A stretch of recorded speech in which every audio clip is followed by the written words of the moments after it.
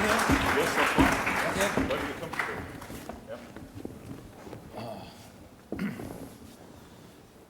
Well, this is an immense privilege for me. Not only did I get to And for me. meet the Dalek operators this morning, here's the actual creator of the Daleks.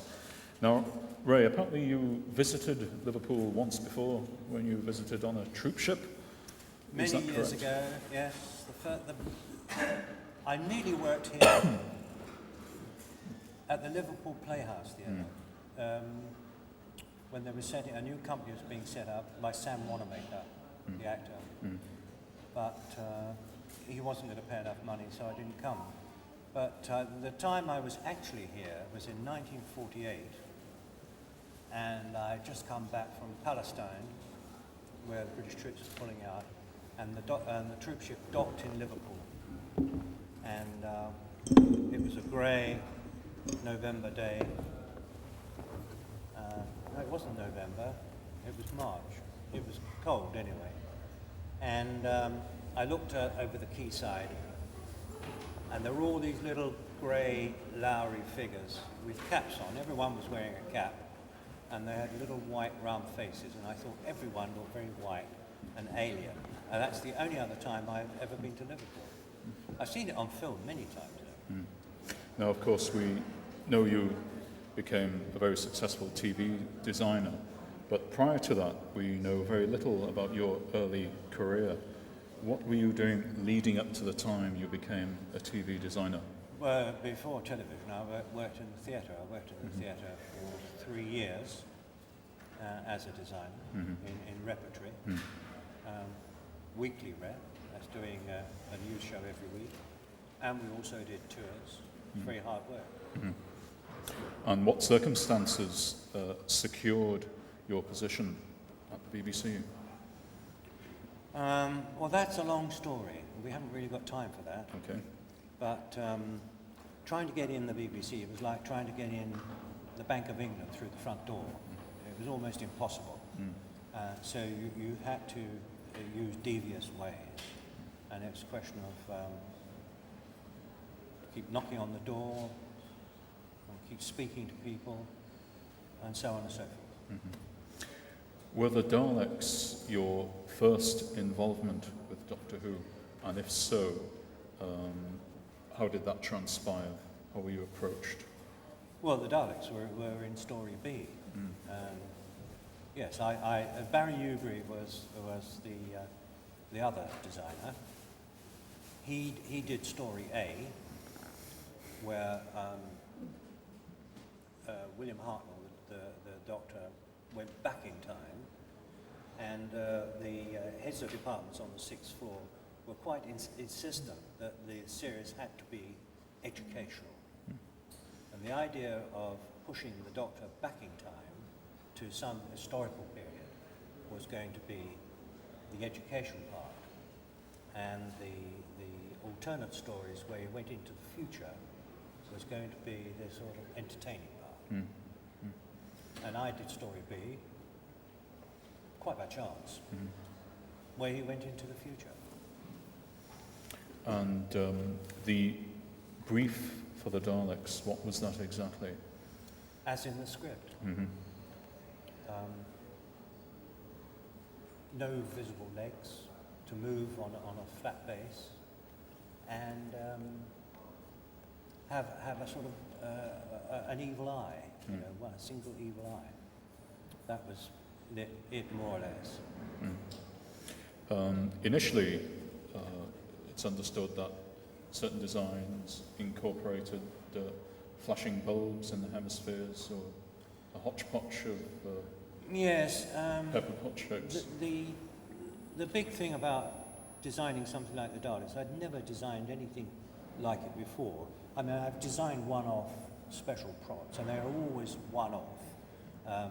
You're never quite sure how it's going to take form, how much it's going to cost, which is very important, how long it's going to take to make. So by the time you finished it, you're fed up with it, and the next strange special object effect again is something new.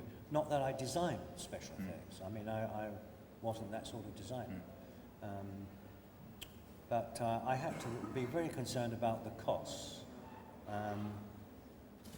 And as I say, when I was given the job of designing that Doctor Who story, both Barry Newbury and myself, we were given the job of also designing all the special effects and special props. So it was twice as much work. Now, I believe we have some, do we have some early images? Some of the earlier designs that were rejected, because of course you did at least half a dozen different designs, rejection didn't you? is the wrong word. Discarded is Right, the right word. right. It's obvious that I think my first idea was drawn on the back of the old envelope, or it could have been a restaurant bill, something like that, and it was just a scribble. And you would do other scribbles, and you do other doodles. No, that's no good. The two designs you are talking about, which were reproduced in the book Doctor Who: The Early Years, they were getting near it, and one was too tall, and I realised that the operators, John and our friends who were here earlier, they had to be encased in these things all day during rehearsals, and that it was going to be very tiring. So it was obvious that if they could sit down, it would be a lot easier for them. And also, by getting the operator to sit down, I could then reduce the height of the Dalek, which this one is quite near the true height, the Mark I type, about 5'4". I wanted them to be smaller than the average person, who I worked out was about 5'8". So that when I designed the Dalek City, all the doors could accommodate the Daleks, but when human beings went through, they had to stoop, which then gave you the feeling they were in an alien, an alien place. That was the idea. What inspired the final design, the design that... What inspired it? I think it's just wearing out pencils, really. There's an apocryphal story that I was in. You see, designers think of ideas from their head. You see, and they formulate these ideas on paper. They don't go around getting inspiration from plants and things. They can, sort of loosely, but when we came up with, when I came up with the design for the Dalek, the chap who was going to make it was a small company at a place called Uxbridge, just out on the fringe of London, near London Airport, who was going to make it. They were craftsmen. They were going to make it.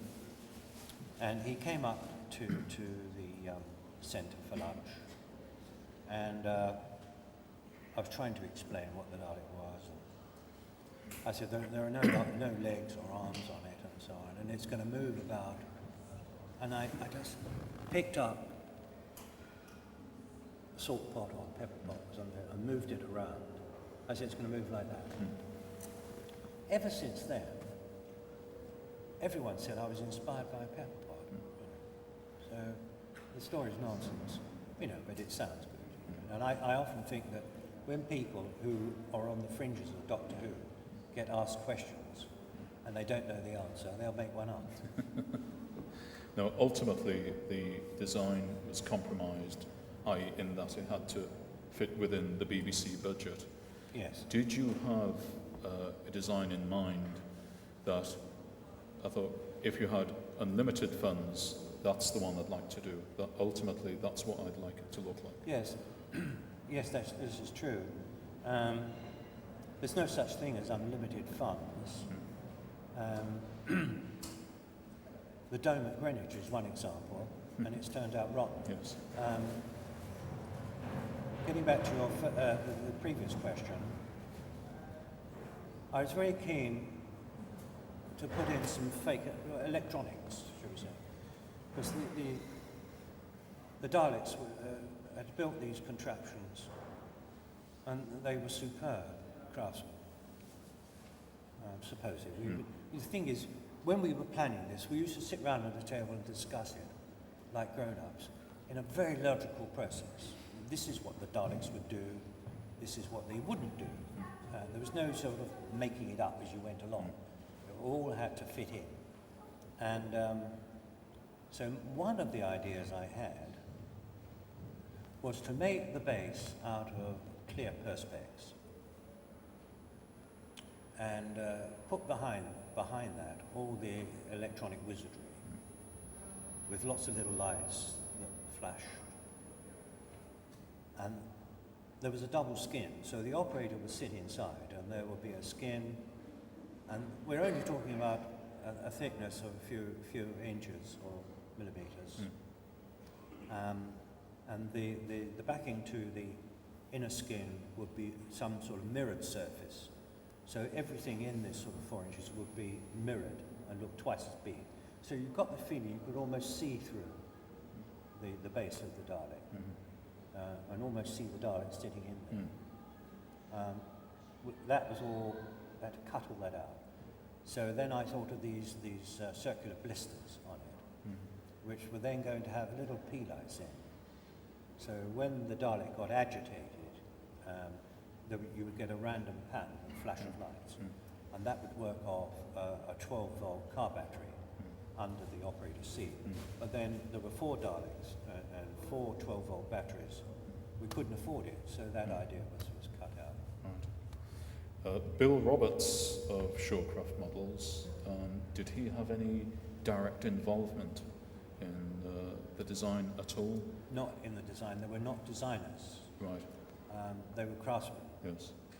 And when I first went down to their workshops, they had a contract for making model airplanes for airline companies.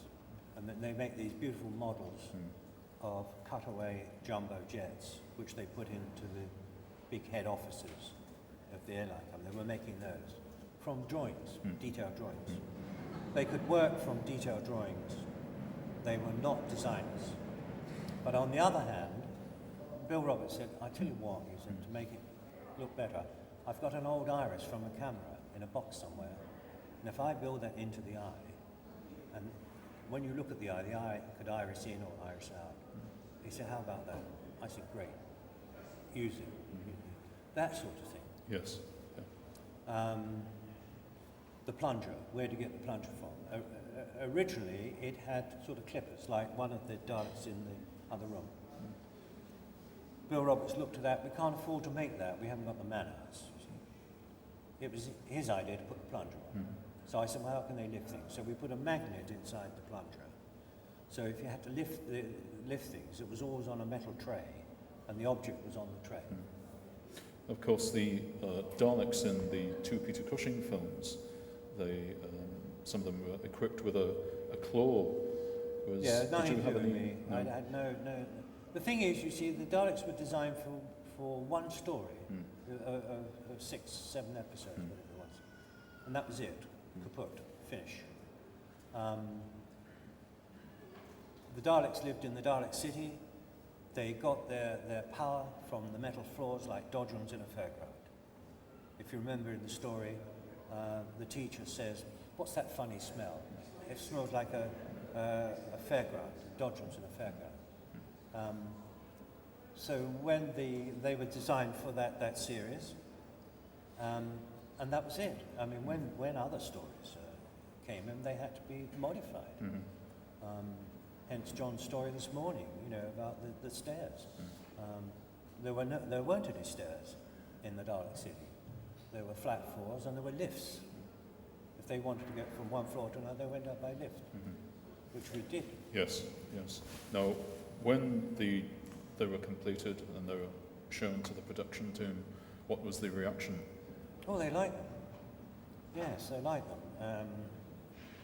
They were at the outside rehearsal room, and I got the prototype sent to the rehearsal room so they could see it. Verita Lambert was there, and Mervyn Penfield, the associate producer, and the director was there, and they liked it. But the first thing they noticed after the day's rehearsals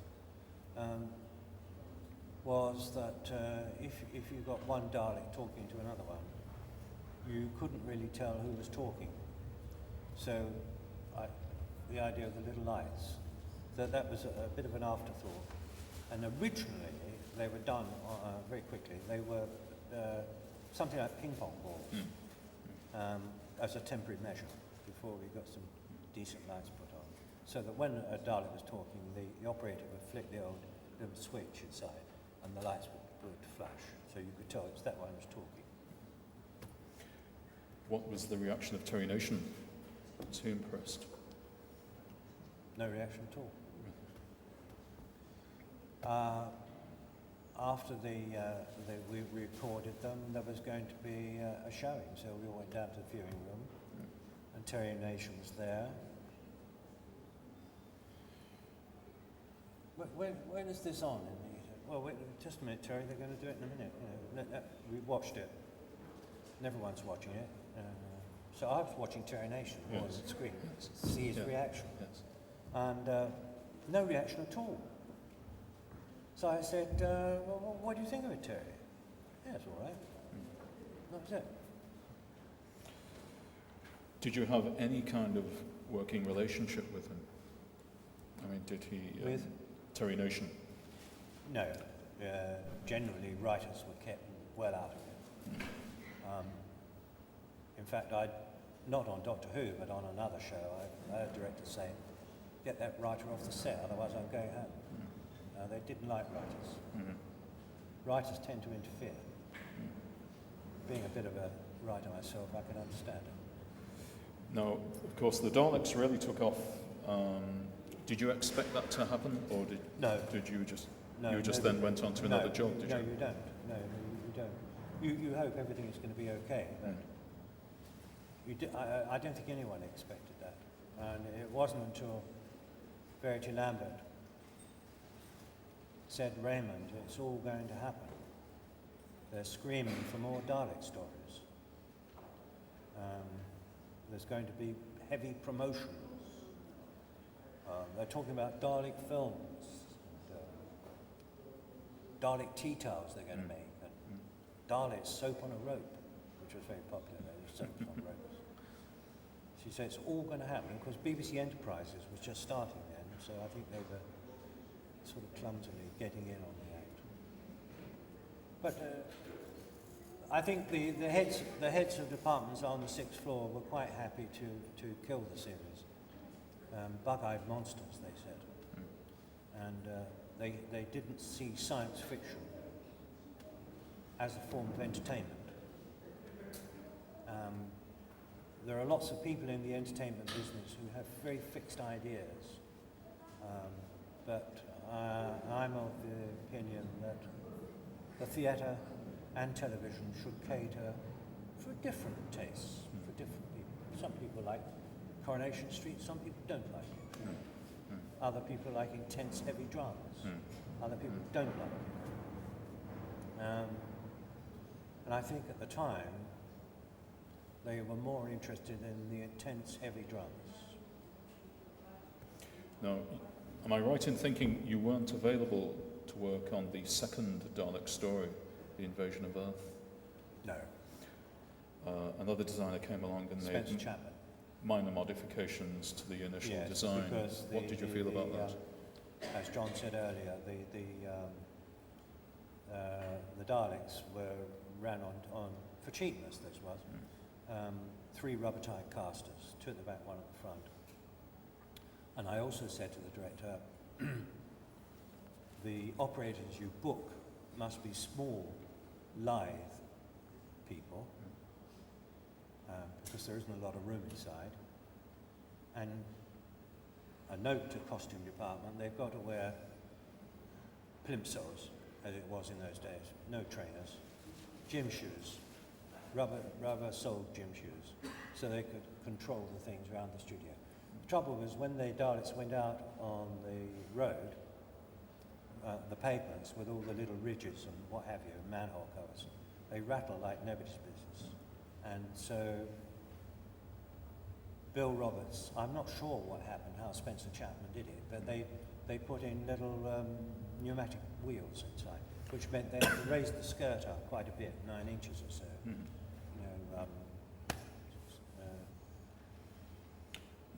And for the chase, the design was refined again with the vertical slats and the mesh. Yes, around the they're shoulder solar columns. panels, those vertical slats. We realised that once the Daleks got outside the city, how did they get their energy, the power?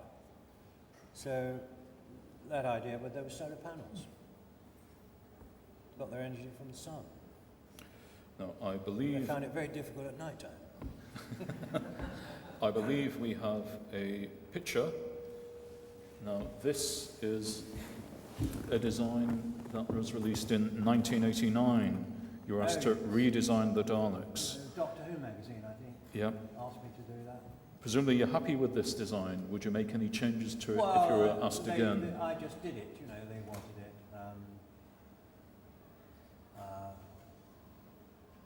Not brilliantly happy with it, but they seem to think it's quite good, I suppose I tried to make them look more fearsome, Yes, if anything. yes. Well, I think now we can take some questions from the audience. Actually, it'd be interesting to find out if anyone out there thinks the Daleks should be redesigned if and when they reappear in either a TV program or film. No? Is that a resounding no? Excellent, right? Thank you. Well done, well done. But do we have the roving mic, please?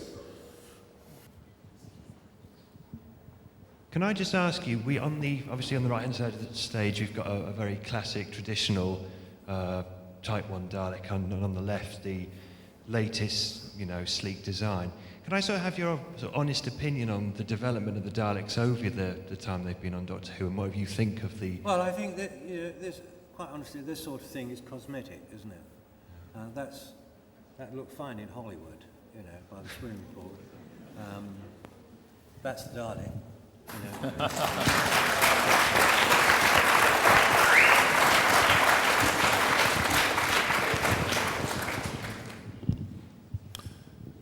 Anybody else? Yes, over here. What did you feel like when you first saw the Daleks on TV? What did I feel like when I first saw the Daleks? Yeah, on TV. Was there a sense of pride? I suppose I was pleased, that they worked so well. I couldn't understand why everyone was so excited about them. I was too close to it, I suppose, too close.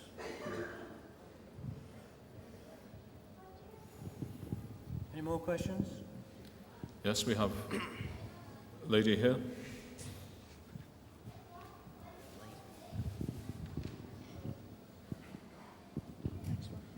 What was your budget for the first Daleks? What did they cost to make? What did they cost to make? Yeah, the original. Was that how much did they cost to What make? was the kind of budget you were working with? The budget sounds silly today. I think it was something like £300 or £400, or I'm not sure whether it was £450 for all the visual effects, which was quite a sum of money then. But the thing is that when Doctor Who was first suggested as an idea, it fell into what they called a family entertainment slot on a Saturday evening. And they were programs that were suitable for children and grown-ups to watch together. This is the BBC being educational and so on. And in fact, I'd been doing all sorts of odd programs before. I'd only been at the BBC a short time, 3 years at that point. And I've been doing things like Eric Sykes and situation comedies and all sorts of odd things, and Blue Peter and so on. Anyway, my first sort of drama, which I was keen on, I preferred working on drama, was a series called Stranger on the Shore. It was 4 episodes, or was it 6? I can't remember now. But it was about a French au pair girl who was living and working with his family in Brighton, in Sussex. And can't remember much about the stories. The big thing then was the theme music of the show. Stranger on the Shore, played by Acker Bilk and his band. And they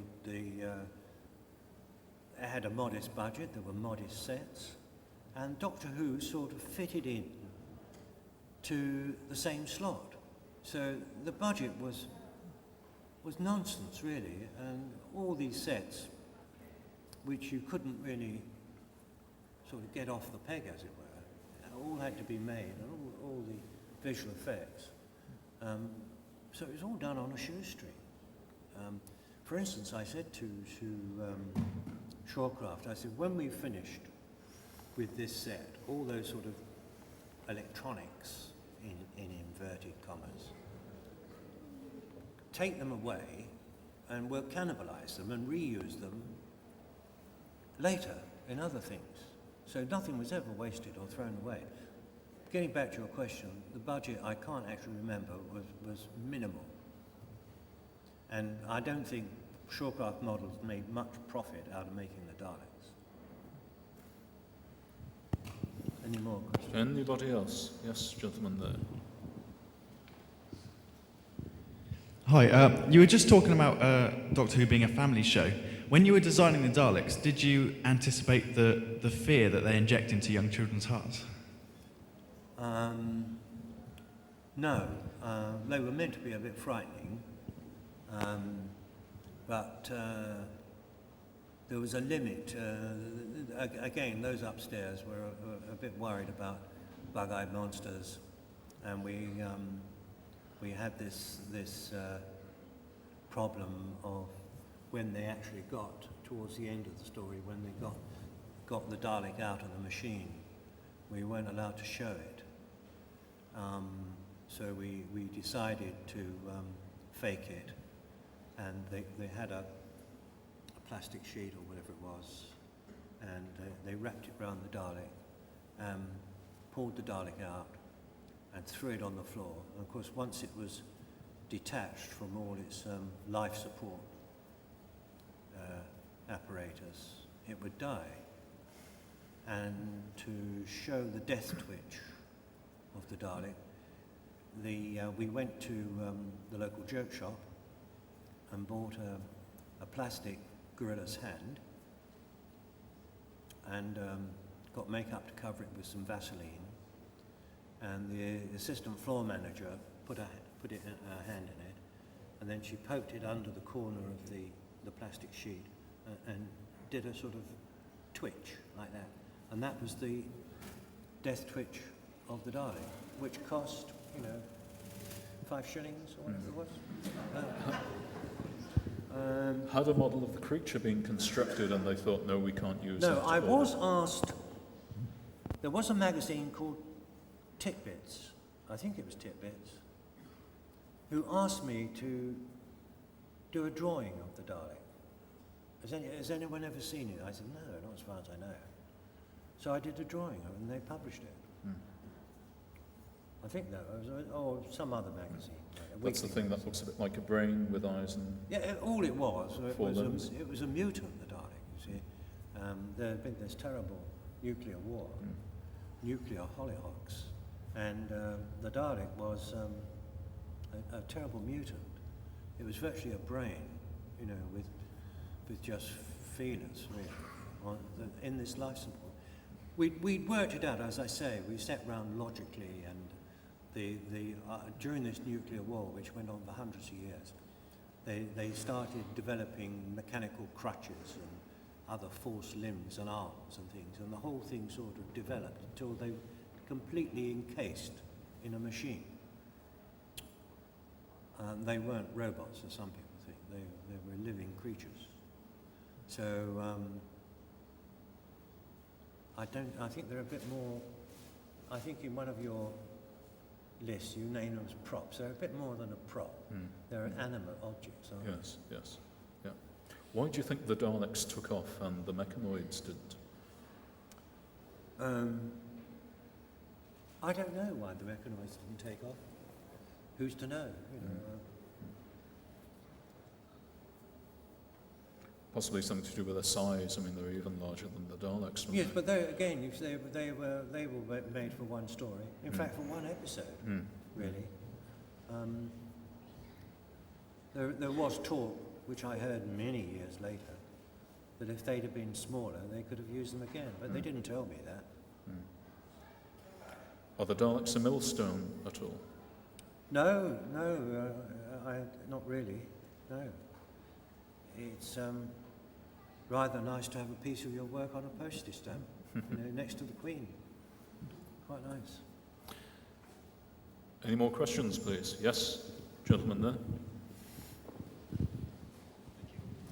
Hello. It's not really a question, it's just to say that I still find the design unique, and I think that the work that you did was absolutely fascinating and fantastic then, and is still truly brilliant now. That's all.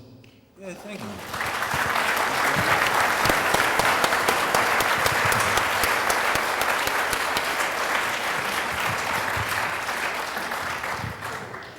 This has been said to me by quite a few people, and I suppose my head to be the size of this room, really, but I'm very flattered. It's extraordinary. I still can't believe it, in a way. I'm told this, not every week, but quite often. Sure. Can't understand it. Well, there you are. Anybody else? Yes? I'm sure everybody in this room has got a collection of Daleks. I was just wondering about you personally. Have you got a room full of them, or apart from your soap on a rope? No. In fact, when we finished a story, as I said to Bill Roberts, I used to say to him, collect up all the bits of paraphernalia and electronics, in inverted commas, take them back, we'll cannibalize those. And small objects like wrist communicators and ray guns and very tight pistols, that sort of thing, I used to keep in the office. And models and so on. I had, for instance, in one story, the director, Richard Martin, wanted the Dalek to come out of the sand. This was going to be shot at Camber Sands, which is in Sussex. We tried to persuade him this was impossible.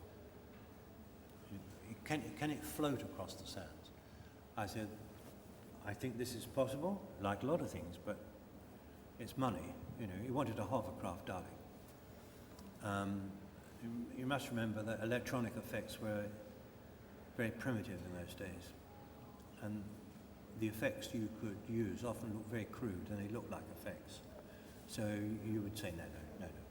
Anyway, what we did in the end, we got Bill Roberts to make a Dalek about that size, and we did it as a tabletop shot, with sand, with the crane on the camera on the crane looking down, and the operator underneath the table, specially made, with a control fixed to the Dalek. And the Dalek came out of the sand and so on, and moved, and the eye moved, and so on. And that was a beautiful model. That ended up in Virgil Lambert's office. Other models ended up in my office and effects. But then they all started to collect dust.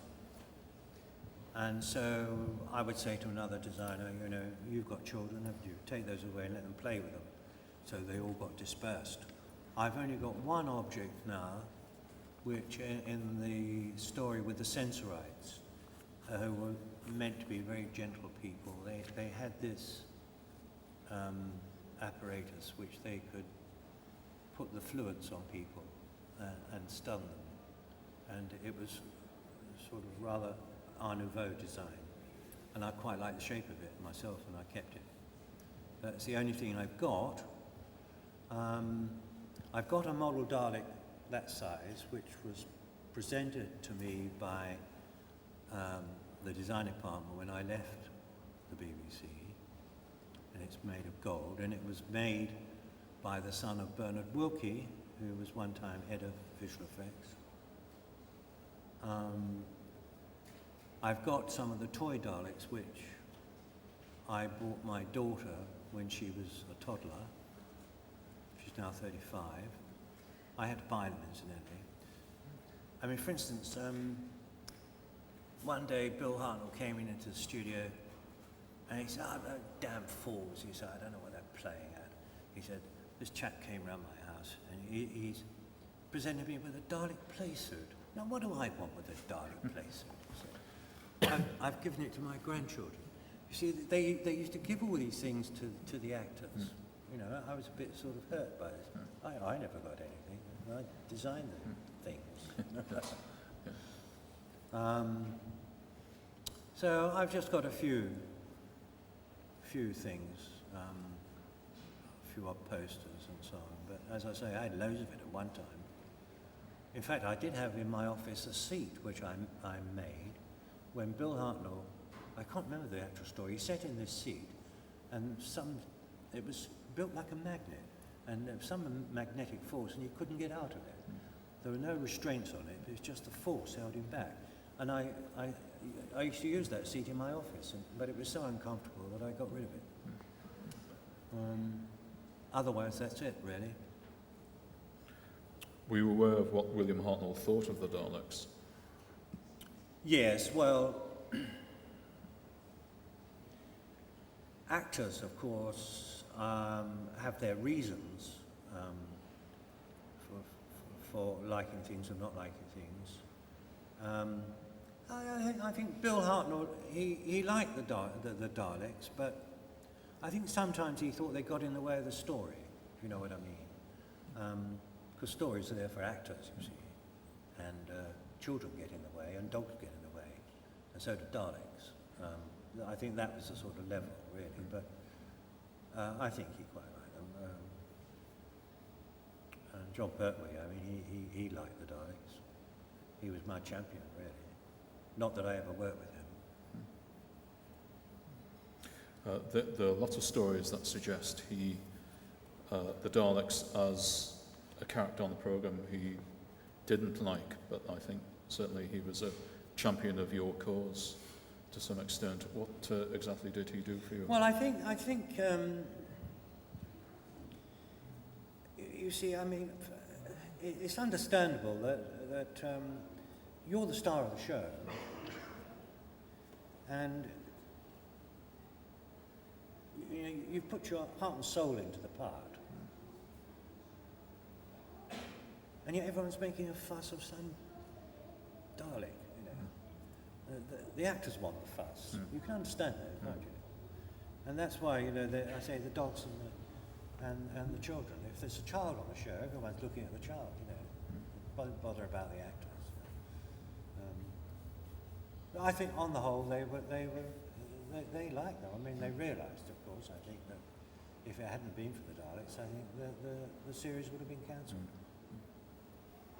But those upstairs, I say, were certainly not enamoured of science fiction. They still don't like science fiction. They still don't like it. How different is working on science fiction compared to contemporary drama? Well, all drama is different. Whatever you're doing, I usually favoured, I suppose, what is called classic drama. I did a lot of the Bronte stories and that sort of thing. Period shows. I liked it because I enjoyed the research, and my interest is history anyway. Political, social, military, I enjoy it. And also its design opportunities. The trouble with a lot of modern drama, contemporary drama, what is it?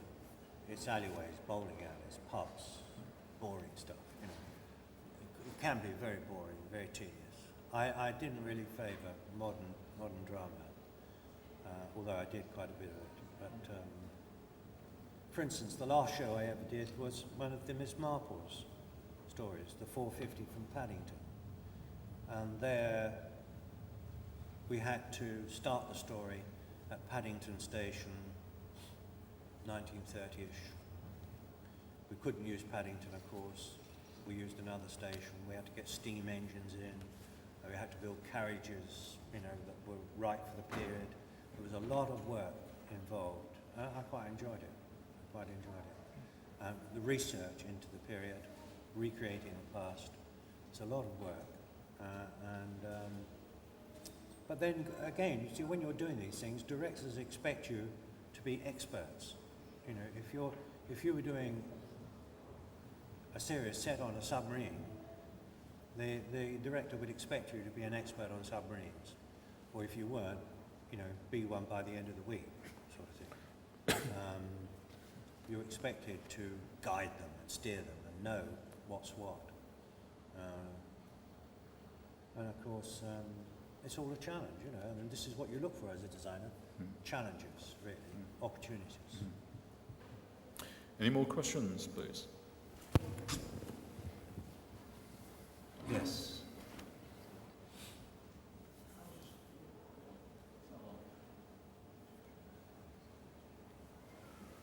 Hello. Right. I was just wondering if you've seen any other designs that people have done of Daleks on the internet. There are one or two sites where people have done like underwater Daleks or spider Daleks and whatever else. I didn't know whether you've seen them. No, or... I do not surf the internet. No, you don't know. Oh, right. No, I haven't.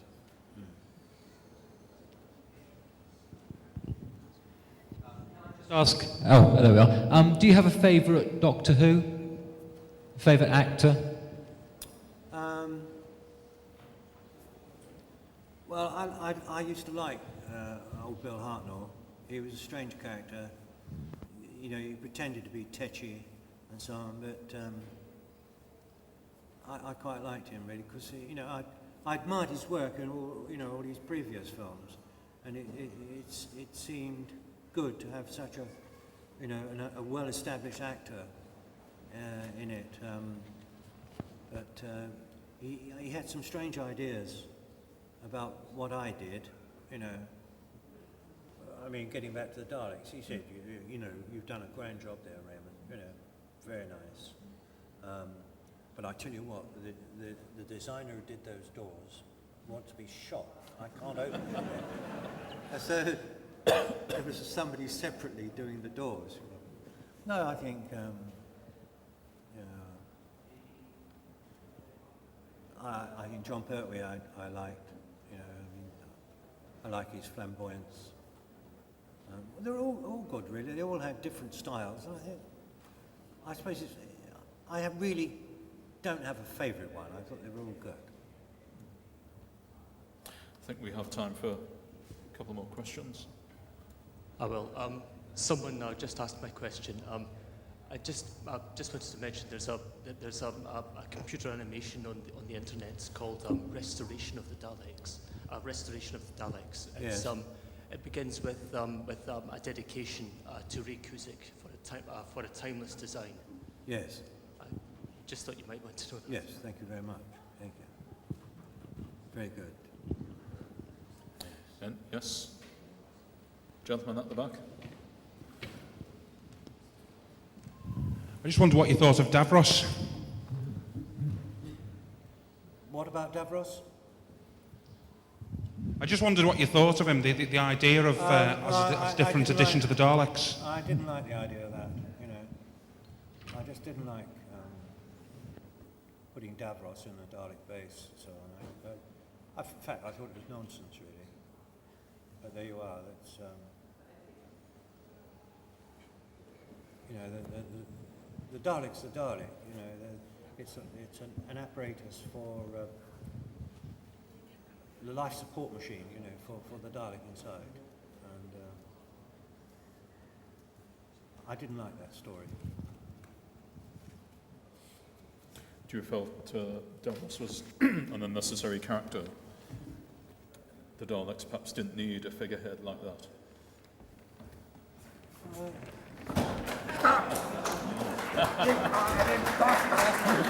He did not create the Daleks. I created the Daleks. are an imposter. What do you say? You will be exterminated.